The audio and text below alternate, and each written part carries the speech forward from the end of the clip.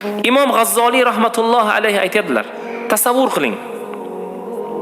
Qaramog'ingizda farzandlar bor. Farzandlarni to'y qilishligingiz kerak. Otaning haqqi bu, uylantirib qo'yish kerak. Bisotingizda 100 dinor pul bor. Ya'ni bisotingizda 10 ming dollar pul bor.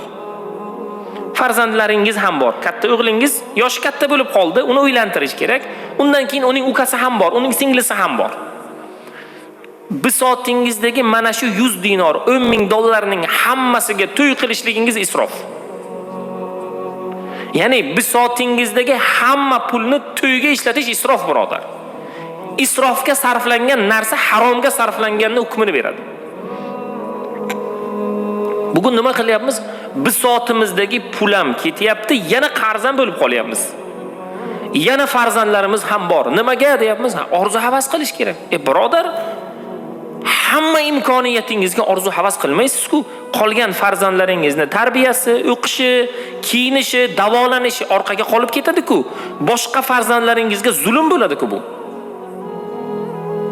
Shuning uchun bisotingizdagi shu odamning hamma puliga to'y qilib yuborishligi ayni isrof deydilar Imom G'azzoliy.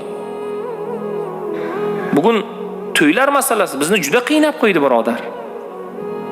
To'ydan oldingi marosimlar bir nechta, to'ydan keyingi marosimlar bir nechta. Birodar, unday bo'lmaydi. Kerak emas unaqa to'ylar. To'y degani valima degani farzandingizni uylanish majburiyati degani farzandingiz uylandi endi. Mana shu uylanganini birodarlaringizga, mahallangizga oshkor qilish. Qiz taraf ham, o'g'il taraf ham bo'ldi. Demak, kimga?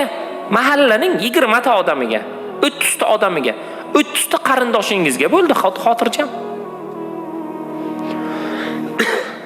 Va shu odamlarni to'ydan oldingi va to'ydan keyingi marosimlarga qayta chaqirishlikning hojati yo'q.